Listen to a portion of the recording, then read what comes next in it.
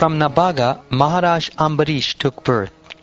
Maharaj Ambarish was an exalted devotee, celebrated for his great merits. Although he was cursed by an infallible Brahmin, the curse could not touch him. O great personality, Maharaj Ambarish was certainly most exalted and meritorious in character. I wish to hear about him. How surprising it is that the curse of a Brahmin, which is insurmountable, could not act upon him.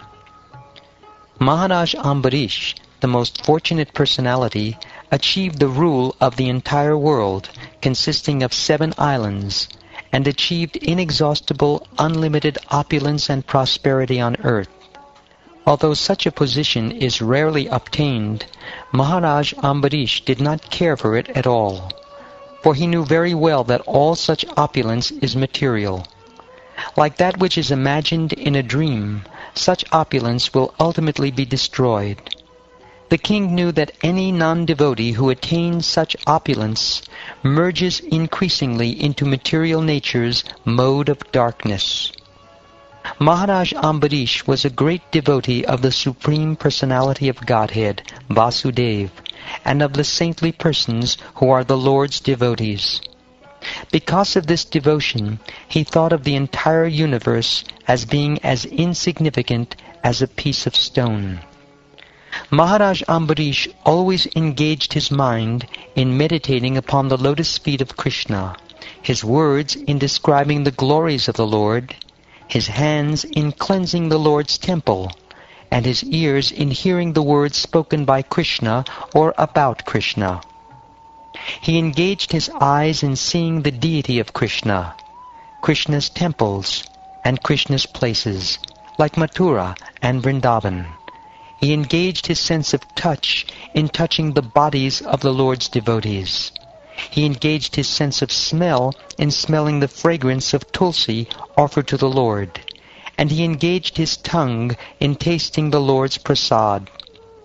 He engaged his legs in walking to the holy places and temples of the Lord, his head in bowing down before the Lord, and all his desires in serving the Lord 24 hours a day.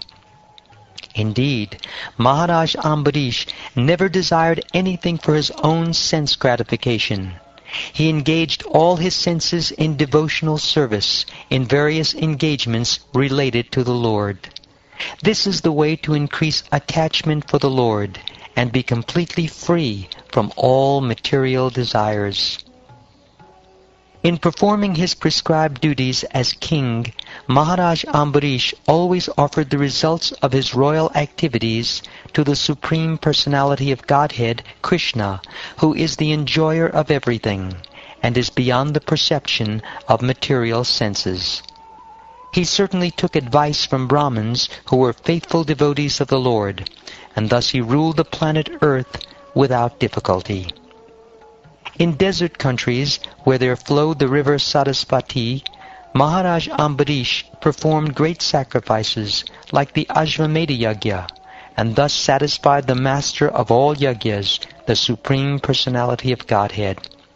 Such sacrifices were performed with great opulence and suitable paraphernalia, and with contributions of dakshina to the Brahmins, who were supervised by great personalities like Vasishta, Asata, and Gotama, representing the king, the performer of the sacrifices.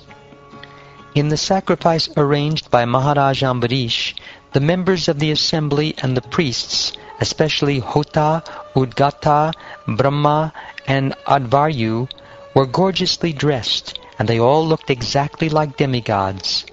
They eagerly saw to the proper performance of the yajna.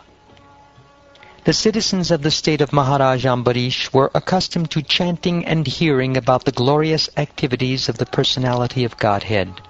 Thus they never aspired to be elevated to the heavenly planets, which are extremely dear even to the demigods.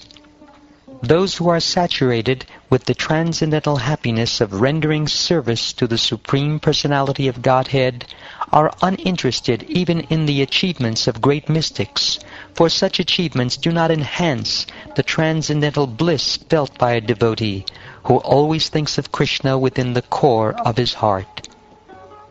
The king of this planet, Maharaj Ambarish, thus performed devotional service to the Lord, and in this endeavor practiced severe austerity, always satisfying the Supreme Personality of Godhead by his constitutional activities.